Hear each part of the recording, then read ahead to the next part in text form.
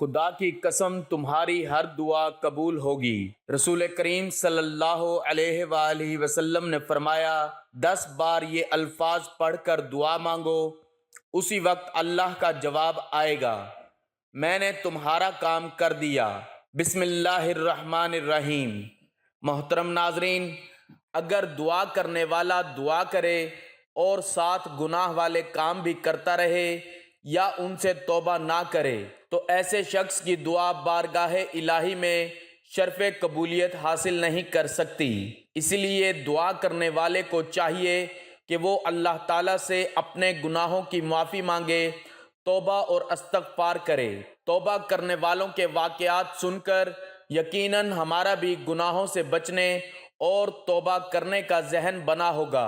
اولاً تو ہمیں گناہوں سے اجتناب یعنی بچنا ہی چاہیے، مگر بتقاضے بشریت کبھی دانستہ یا نادانستہ کوئی گناہ سرزد ہو جائے تو توبہ میں ہرگز تاخیر نہیں کرنی چاہیے، بلکہ اپنے رب عز و جل کی بارگاہ میں انتہائی عاجزی و زاری کرتے ہوئے توبہ کر لینی چاہیے کہ توبہ کرنے والوں کو اللہ عز و جل پسند فرماتا ہے اور ان کی توبہ بھی قبول کر لیتا ہے۔ حضرت سیدنا ابو ہریرہ رضی اللہ تعالیٰ عنہ سے مروی ہے کہ تاجدار رسالت محسن انسانیت صلی اللہ تعالیٰ علیہ وآلہ وسلم نے فرمایا، اگر تم گناہ کرتے رہو یہاں تک کہ وہ آسمان تک پہنچ جائیں، پھر تم توبہ کرو تو اللہ عز و جل تمہاری توبہ قبول فرما لے گا۔ توبہ کے بعد اس پر استقامت حاصل ہو جانا ہی اصل کامیابی ہے۔ لہٰذا توبہ پر استقامت پانے، گناہوں سے دامن چھڑانے اور نیکیوں میں دل لگانے کے لیے گناہوں کے انجام اور توبہ پر ملنے والے انعام و اکرام کو پیش نظر رکھیے اور وقتاً فوقتاً توبہ کرنے والوں کے واقعات بھی پڑھتے رہیے۔ انشاءاللہ عز و جل توبہ پر ضرور استقامت نصیب ہوگی۔ انسان خطا کا پتلا ہے، اس سے گناہ کا احتمال رہتا ہے۔ جب کبھی انسان سے کوئی گناہ ہو جائے تو وہ فوری طور پر توبہ کر لے تو یہ غلطی اور گناہ کا بہترین تدارک ہے۔ توبہ کا مطلب یہ ہے کہ انسان اپنے گناہ پر شرمندہ ہو اور آئندہ سے اس گناہ سے اجتناب کا مکمل ارادہ ظاہر کرے، جس کو شریعت کی اصطلاح میں توبۃ نصوحا کہا جاتا ہے، یعنی حقیقی توبہ۔ سب سے پہلے انسان حضرت آدم علیہ السلام سے بھی چوک ہو گئی۔ حضرت آدم علیہ السلام سے بھی چوک ہوئی تو انہوں نے رو رو کر خدا تعالیٰ کی بارگاہ میں معافی مانگی۔ خدا نے ان کی معافی کو قبول کرتے ہوئے انہیں معاف کر دیا۔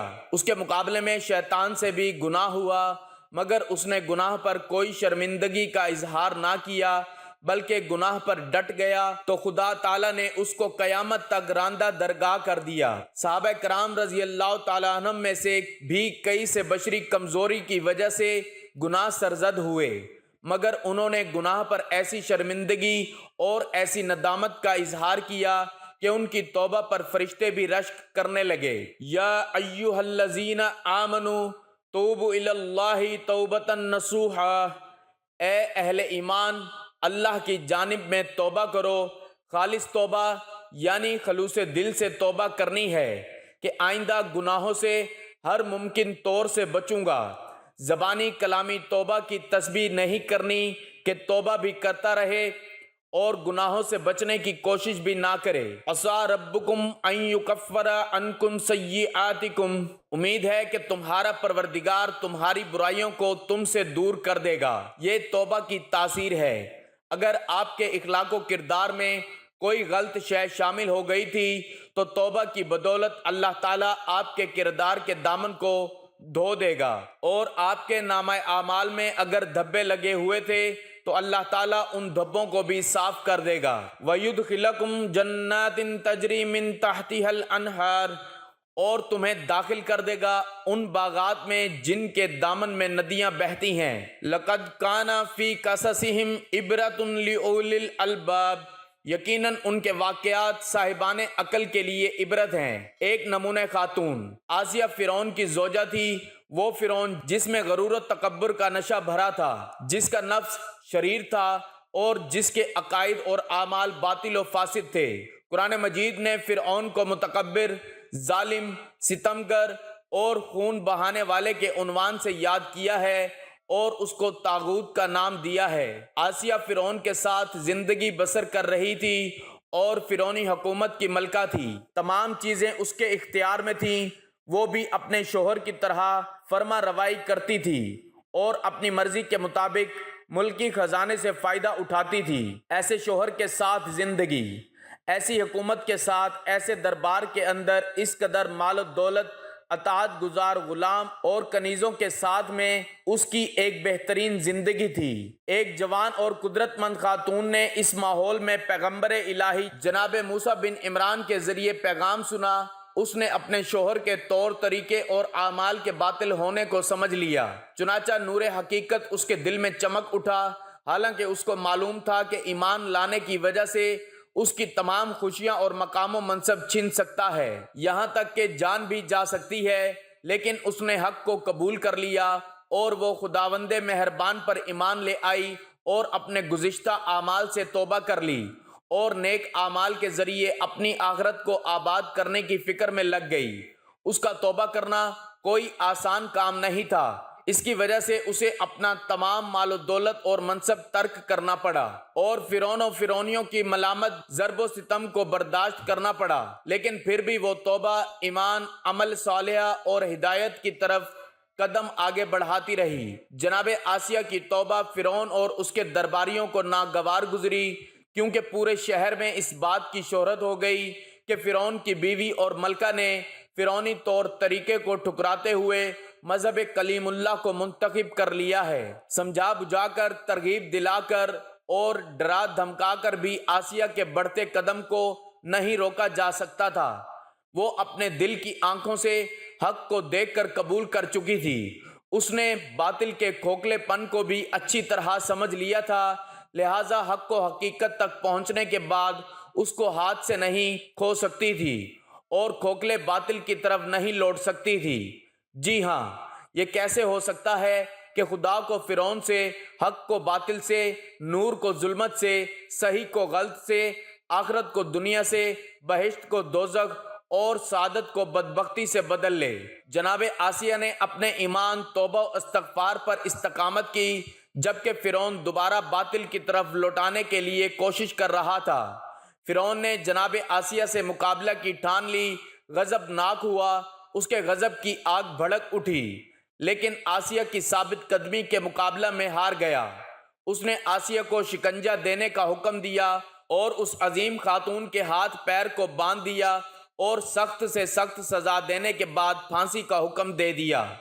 اس نے اپنے جلادوں کو حکم دیا کہ اس کے اوپر بڑے بڑے پتھر گرائے جائیں، لیکن جناب آسیہ نے دنیا و آخرت کی سعادت و خوشبختی حاصل کرنے کے لیے صبر کیا اور ان تمام سخت حالات میں خدا سے لو لگائے رکھی۔ جناب آسیہ کی حقیقی توبہ، ایمان و جہاد، صبر و استقامت، یقین اور مستحکم عزم کی وجہ سے قرآن مجید نے ان کو قیامت تک مومن و مومنات کے لیے نمونہ کے طور پر پہنچوایا ہے، تاکہ ہر زمانے کے گناہ گاروں کے لیے عذر و بہانہ کی کوئی گنجائش باقی نہ رہے اور کوئی یہ نہ کہہ دے کہ توبہ، ایمان اور عمل صالح کا کوئی راستہ باقی نہیں رہا تھا۔ اور خدا نے ایمان والوں کے لیے فرعون کی زوجہ کی مثال بیان کی کہ اس نے دعا کی کہ پروردگار میرے لیے جنت میں ایک گھر بنا دے اور مجھے فرعون اور اس کے درباریوں سے نجات دلا دے اور اس پوری ظالم قوم سے نجات عطا فرما دے۔ توبہ، ایمان، صبر اور استقامت کی بنا پر اس عظیم الشان خاتون کا مرتبہ اس بلندی پر پہنچا ہوا تھا کہ رسول خدا صلی اللہ علیہ وآلہ وسلم نے ان کے بارے میں فرمایا، جنت 4 عورتوں کی مشتاق ہے: مریم بنت عمران، آسیہ بنت مزاحم، زوجہ فرعون، خدیجہ بنت خولید، دنیا و آخرت میں ہمسر پیغمبر، اور فاطمہ بنت محمد۔ حضور اکرم صلی اللہ علیہ وآلہ وسلم نے ارشاد فرمایا، دعا مانگتے رہا کرو، دعا کے قبول ہونے میں کوئی شک کی گنجائش نہیں رکھنی چاہیے، کیونکہ دعا ہر حال میں قبول ہوتی ہے۔ حضور پاک صلی اللہ علیہ وآلہ وسلم نے فرمایا، اللہ اس کی دعا کا جواب دے گا اگر وہ دعا سے مایوس نہ ہو، نا امید نہ ہو۔ لہٰذا اللہ کی رحمت سے مایوس ہو جانا، ہمت ہار جانا اور یہ سوچ لینا کہ اللہ دعا کا جواب نہیں دے گا ایک اہم وجہ ہے جو اس شخص کی دعا کی قبولیت میں رکاوٹ ڈالتی ہے۔ اسی لیے جب بھی اللہ پاک سے دعا مانگیں تو مانگتے رہیں، اللہ پاک ضرور عطا فرمائیں گے۔ مایوس نہیں ہونا چاہیے، ہمت نہیں ہارنی، بس یہ سوچ لیں کہ وہی میرا مالک ہے، وہی مجھے عطا کرے گا، مجھے سب کچھ دے گا، انشاءاللہ آپ کی ہر دعا قبول ہوگی۔ دوستو، قرآن پاک کی ایک آیت کے بارے میں آپ کو بتاتا چلوں، اس کے بعد پھر انشاءاللہ آپ کو وہ عمل بتا دیتے ہیں کہ جس کے کرنے سے فوراً اللہ پاک کا جواب آئے گا کہ میں نے تمہارا کام کر دیا۔ قرآن پاک کی ایک آیت ہے جس کا ترجمہ ہے، اور اے پیغمبر، جب تم سے میرے بندے میرے بارے میں دریافت کریں تو کہہ دو کہ میں تو تمہارے پاس ہوں، جب کوئی پکارنے والا مجھے پکارتا ہے تو میں اس کی دعا قبول کرتا ہوں۔ تو ان کو چاہیے کہ میرے حکموں کو مانیں اور مجھ پر ایمان لائیں جیسا کہ ایمان لانے کا حق ہے، تاکہ ہدایت پا جائیں۔ دوستو، اپنے عمل کی طرف بڑھتے ہوئے آپ لوگوں کو بتاتا چلوں کہ عمل کیا ہے۔ عمل شروع کرنے سے پہلے آپ نے حضور پاک صلی اللہ علیہ وآلہ وسلم کی ذات اقدس پر درود پاک کا نذرانہ پیش کرنا ہے۔ ایک بار ثواب کی نیت سے میرے ساتھ بھی درود پاک پڑھ لیں۔ اللہم صلی علی محمد وعلی آل محمد کما صلیت علی ابراہیم وعلی آل ابراہیم انک حمید مجید۔ اللہم بارک علی محمد وعلی آل محمد کما بارکت علی ابراہیم وعلی آل ابراہیم انک حمید مجید۔ تو ناظرین، درود پاک پڑھنے کے بعد آپ نے یہ تسبیح، یہ کلمات پڑھنے ہیں جس ترتیب، جس تعداد میں بتائے جائیں، آپ نے اس سے نہ زیادہ پڑھنے ہیں اور نہ اس سے کم۔ ان کلمات کو تسبیح زہرہ بھی کہا جاتا ہے۔ حضرت ام سلمہ رضی اللہ تعالیٰ عنہ نبی اکرم صلی اللہ علیہ وآلہ وسلم کی خدمت اقدس میں حاضر ہوئیں، عرض کیا، یا رسول اللہ، مجھے ایسے کلمات بتا دیں جن کے ذریعے میں اللہ سے دعا مانگا کروں۔ آپ صلی اللہ علیہ وآلہ وسلم نے فرمایا، 10 مرتبہ سبحان اللہ، پھر 10 مرتبہ الحمدللہ اور 10 مرتبہ اللہ اکبر پڑھو، اور پھر اللہ سے اپنی ضرورت کا سوال کرو۔ تو اللہ تعالیٰ جواب میں ارشاد فرماتے ہیں، میں نے تمہارا کام کر دیا۔ اللہ والو، یہ عمل بہت ہی زیادہ خاص اور چھوٹا سا عمل ہے، کیونکہ نبی پاک صلی اللہ علیہ وآلہ وسلم کا فرمان تو کبھی بھی جھوٹا ثابت نہیں ہو سکتا۔ اگر آپ پورے یقین کے ساتھ اپنی کسی بھی ضرورت کو پورا کروانا چاہتے ہیں، حاجت کو پورا کروانا چاہتے ہیں، کوئی بھی آپ کا مقصد ہے، تو 10 مرتبہ سبحان اللہ، 10 مرتبہ الحمدللہ اور 10 مرتبہ اللہ اکبر پڑھیں، اور پھر اللہ سے اپنی ضرورت کا سوال کریں۔ انشاءاللہ اللہ کا جواب ملے گا کہ میں نے تمہارا کام کر دیا۔ یہ کلمات 10 مرتبہ پڑھنے کے بعد آپ نے 21 مرتبہ استغفر اللہ، استغفر اللہ، استغفر اللہ پڑھ کر آخر میں وہی درود پاک پڑھنا ہے جو شروع میں پڑھا تھا۔ بس آپ لوگوں کا یقین ہونا چاہیے، ایمان ہونا چاہیے، پھر دیکھیں آپ کا ہر کام ہوتا چلا جائے گا۔ اللہ پاک ہمیں اپنی دعائیں خلوص دل سے مانگنے کی توفیق عطا فرمائے۔ ناظرین، اللہ تعالیٰ نے اس امت کو دعا مانگنے کا حکم دیا ہے اور اس کی قبولیت کا وعدہ فرمایا ہے، لہٰذا ایک مسلمان کے لیے دعا کی اہمیت اور افادیت بڑی ہے۔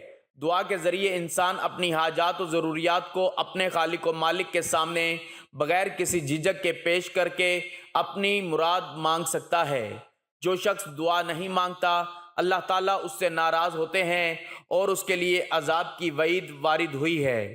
اللہ تعالیٰ کا ارشاد ہے، ترجمہ، اور تمہارے پروردگار نے کہا ہے کہ مجھے پکارو اور میں تمہاری درخواست قبول کروں گا۔ جو لوگ میری عبادت سے سرتابی کرتے ہیں وہ عنقریب جہنم میں ذلیل ہو کر داخل ہوں گے۔ اللہ تعالیٰ ہی سے اپنی تمام تر حاجات اور ساری ضروریات، خواہ ان کا تعلق دنیا سے ہو یا آخرت سے، مانگنا شریعت میں دعا کہلاتا ہے۔ اسلامی تعلیمات میں دعا کے فضائل و احکام بہت زیادہ ہیں۔ دعا کی ضرورت، اللہ رب العزت ہی حاجت روا اور مشکل کشا ہیں۔ اللہ کے علاوہ نہ تو کوئی حاجت روا ہے اور نہ ہی مشکل کشا، صرف وہی ذات ہمیں فائدہ پہنچا سکتی ہے اور نقصان سے بچا سکتی ہے۔ ہم سب اس کے مملوک اور وہ ذات ہم سب کی مالک ہے۔ ہم سب اس کے در کے فقیر اور محتاج ہیں۔ وہ غنی اور وہاب ذات ہے، ہم مانگنے والے اور وہ دینے والا ہے۔ الغرض ہم بندے ہیں اور وہ آقا ہے۔ اس کریم ذات کا محض اتنا کرم ہی کافی ہے کہ وہ ہم جیسے نالائق، غیر مستحق بلکہ مستحق کے سزا و عقاب لوگوں کو اپنی نعمتوں سے نواز رہا ہے۔ لیکن یہاں تک معاملہ صرف کرم کا ہے، کرم کی انتہا۔ اب اس کرم کی انتہا تو دیکھیے کہ جو اس سے دعا نہ مانگے وہ ذات اس سے ناراض ہو جاتی ہے۔ ایک حدیث پاک میں ہے، حضرت ابو ہریرہ رضی اللہ تعالیٰ عنہ سے روایت ہے کہ رسول اللہ صلی اللہ علیہ وآلہ وسلم نے فرمایا، جو شخص اللہ سے دعا نہیں مانگتا تو اس پر اللہ ناراض ہو جاتے ہیں۔ یہ دستور دنیا کے بالکل برعکس ہے، کیونکہ دنیا والوں سے مانگو تو ناراض اور نہ مانگو تو خوش ہوتے ہیں۔ اس کے باوجود اگر ہم اس ذات سے اپنی حاجات و ضروریات کو پورا کرنے کی دعا نہ مانگیں تو بتائیے ہم سے زیادہ بے عقل اور کون ہوگا؟ اس لیے ہمیں اپنی ضروریات کے حل کے لیے دعا کی ضرورت کو سمجھنے کی زیادہ ضرورت ہے۔ اللہ سے مانگنے کی چند وجوہات۔ یوں تو مسلمان کے لیے صرف اتنا ہی کافی ہے کہ وہ اللہ تعالیٰ کا مملوک اور بندہ ہے، اس لیے اسے اللہ سے اپنی حاجات اور ضروریات کو مانگنا چاہیے۔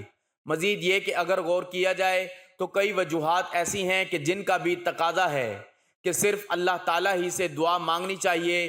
ان میں سے چند یہ ہیں: رحمان الرحیم قرآن کریم میں ہے، الرحمن الرحیم سورۃ فاتحہ آیت نمبر 2۔ ترجمہ: اللہ تعالیٰ کی ذات بے حد مہربان، نہایت رحم کرنے والا۔ یہ بالکل واضح ہے کہ جو بے رحم، اس سے کچھ نہیں مانگا جاتا، رحم کرنے والے سے ہی مانگا جاتا ہے۔ اللہ رب العزت کی ذات تو صرف رحم کرنے والی ہی نہیں بلکہ بے حد رحم کرنے والی ہے، دنیا میں بھی اور آخرت میں بھی رحم کرنے والی ہے۔ اس کا تقاضا ہے کہ دعا صرف اسی سے ہی مانگی جائے جو بے حد رحم کرنے والا ہے۔ قدرت کاملہ قرآن کریم میں ہے، ان اللہ علی کل شیء قدیر سورۃ البقرہ آیت نمبر 20۔ ترجمہ: بے شک اللہ تعالیٰ ہر چیز پر قدرت رکھنے والے ہیں۔